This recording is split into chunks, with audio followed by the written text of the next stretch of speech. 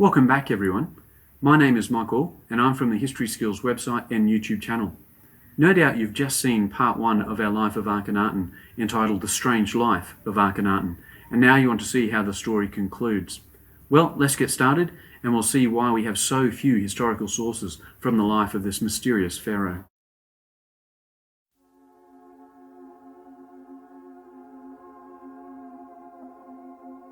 The year is 1887, and on a barren stretch of desert on the east bank of the River Nile in Egypt, a young Egyptian peasant girl is scratching her way through a mound of ancient rubble. She is desperately looking for anything in the rubbish heap that might help her family survive in the harsh Egyptian climate. This place is called Amarna, and except for a few houses that make up the scattered local villages nearby, there is nothing to indicate that there is anything important about this area.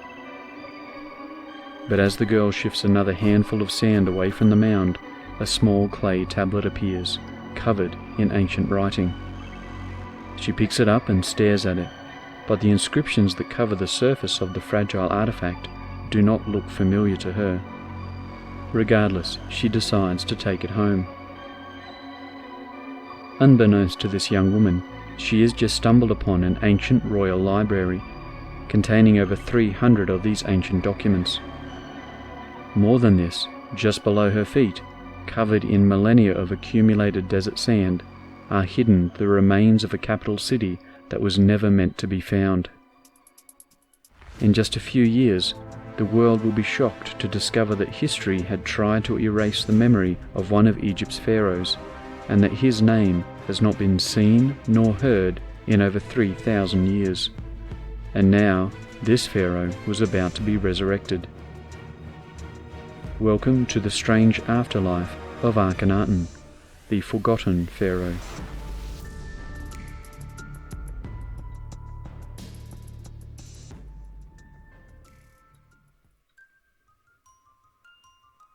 When word of the peasant girl's discovery reached Europe, a wave of excited antiquarians from Britain, France, Germany, and Italy descended upon Egypt to find out more. The wind-swept site of Amarna will become a hive of activity and will attract the brightest and most curious of minds. Many will come to discover knowledge, but unfortunately, others will simply come as eager treasure hunters. One of the most famous of the new arrivals was the respected and scholarly English Egyptologist, Sir Flinders Petrie. Petrie arrived in Amarna in 1891 and began his excavations right away. Working with him was a young man called Howard Carter, who would become even more famous than Petrie decades later when he will uncover the tomb of Tutankhamun in 1922. But for now, young Carter is content to learn as much as he can about archaeology from the brilliant mind of Petrie. Over the course of several months, the two men slave under the blistering Egyptian sun. As they continue to excavate, they are amazed to discover the ruins of an entire ancient city hidden under the desert sands. The ancient name of this city was Akhenaten, and it showed evidence of a vast and elaborate building program. Carter and Petrie found evidence of great royal palaces and a monumental temple structure. Curiously, while digging through one particular mound of ancient rubbish, Carter uncovered the shattered remains of a number of limestone statues. The person portrayed in these statues was unfamiliar to both Petrie and Carter, but they were clearly carved with the royal crown of Egypt on its head. Perhaps the two men had stumbled across evidence of a previously unknown Egyptian pharaoh.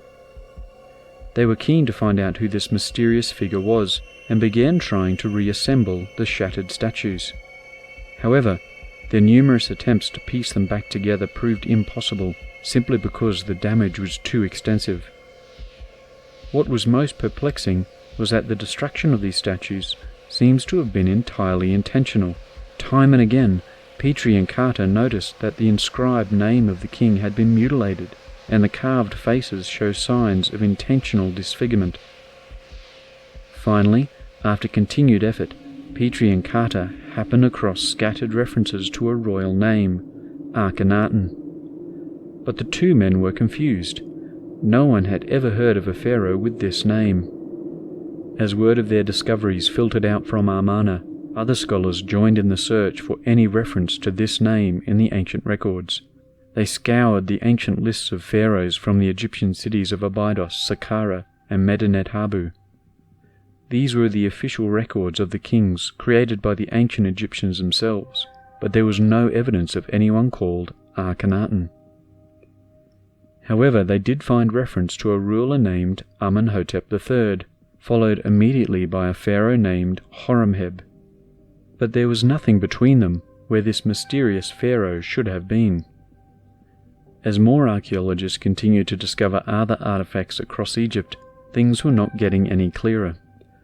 Further south from Amarna, at the ruined city of Thebes, once the ancient capital of Egypt, other Egyptologists were working.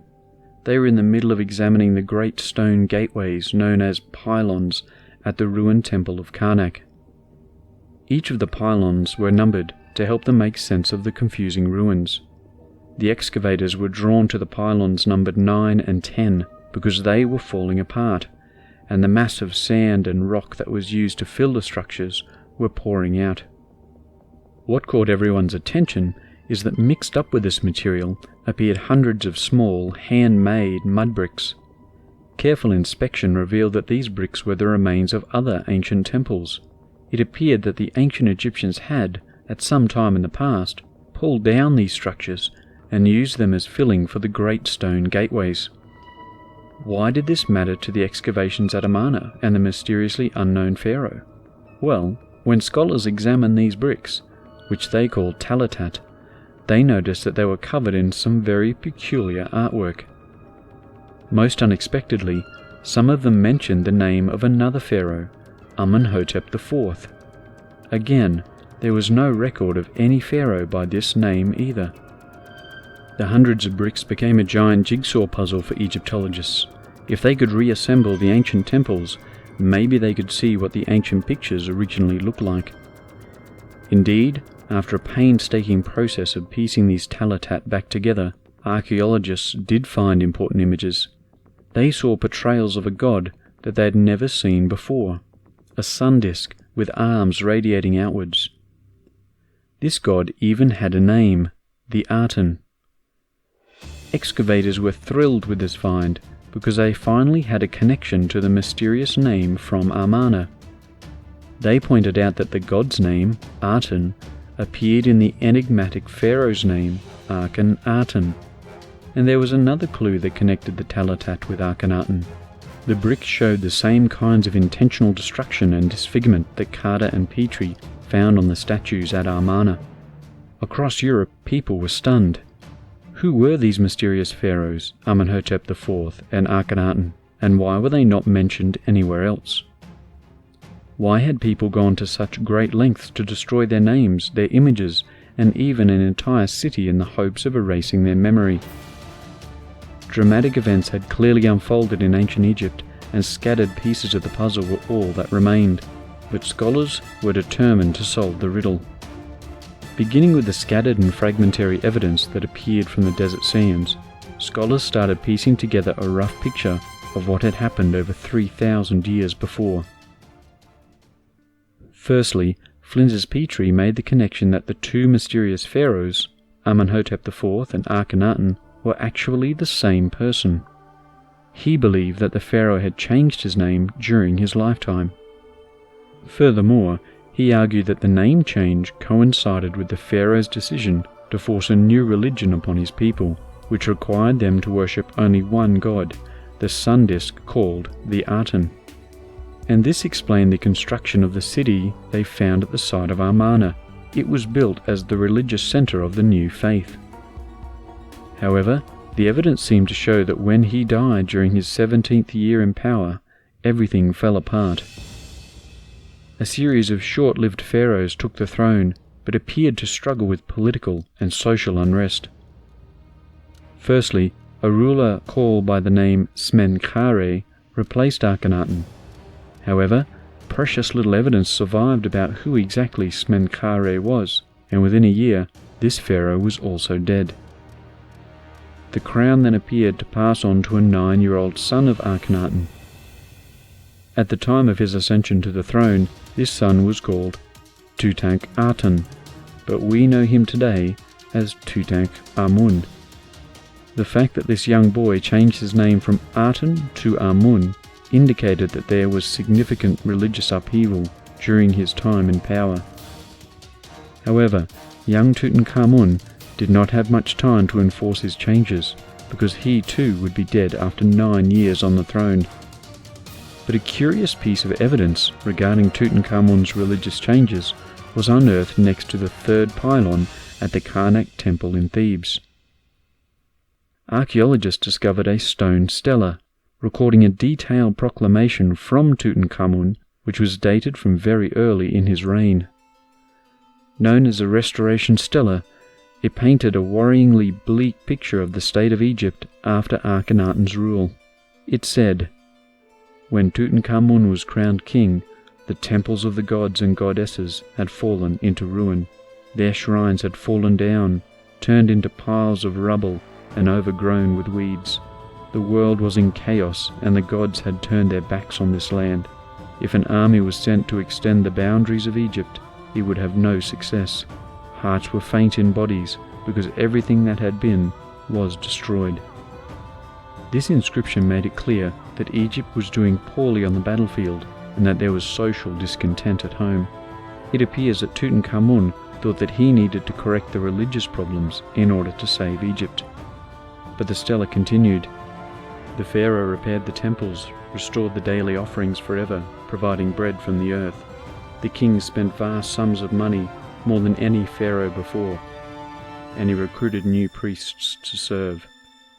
Now the gods and goddesses of this land rejoice.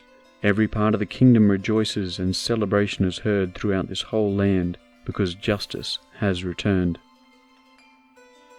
Even though Akhenaten is not mentioned by name in the proclamation, the blame was clearly directed at him.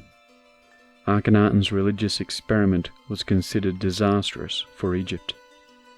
The 9-year-old boy was determined to undo everything that had gone wrong under the previous regime, and wanted to cut all ties with the memory of his father. However, modern scholars started to become suspicious. Tutankhamun was barely even a teenager when this decree was written. Surely such a young child could not have drawn such dramatic religious, political, and military conclusions about events that occurred before he was born. Egyptologists began to suspect that someone else might have been pulling the strings of power in the background, and that the young king Tut was merely a puppet. This is where the names of 2 other figures slowly emerged from the sand-covered rubble, one by the name of Ai, and the other by the name of Horemheb. These 2 men appeared to have been powerful generals under the pharaohs Akhenaten and Smenkhare. In fact, one of them, Ai, was most probably even Akhenaten's father-in-law, while Horemheb was in charge of Egypt's formidable northern armies. Due to their immense political and military influence, these 2 men must have been very close to the young pharaoh Tutankhamun, and were prime candidates for those who wielded true power. Suspiciously, after Tutankhamun's premature death at the age of 18, both Ai and Horemheb became pharaohs as well. Following Tutankhamun's burial, Ai was the first to take the throne, but only ruled for 4 years. Then, when he also died, Horemheb became king.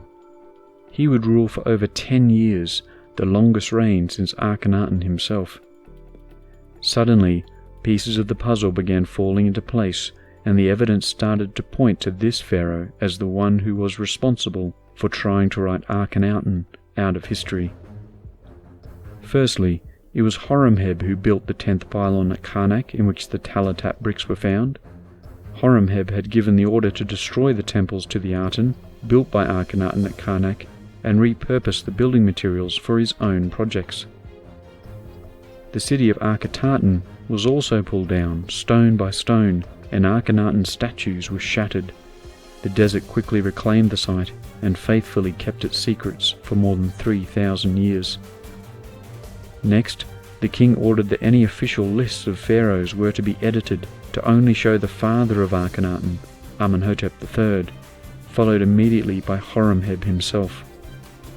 It was this pharaoh's decision to make Akhenaten, Smenkhare, Tutankhamun, and I disappear from the historical records. The damnation of Akhenaten's memory was in full effect, and with each passing day, the events of the past were being erased.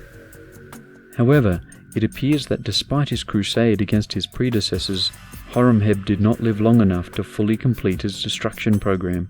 Some buildings must have been left untouched, because further excavations revealed that a later pharaoh, Ramses II, also used some of the Aten temple bricks as backfill for his own great pylon at the Karnak temple.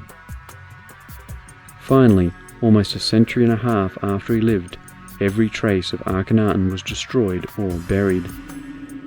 The heretic pharaoh had effectively ceased to exist. The Egyptians actively refused to mention him by name again. All that remained were vague references to a rebel and criminal ruler who had doomed Egypt to suffering through his religious decrees.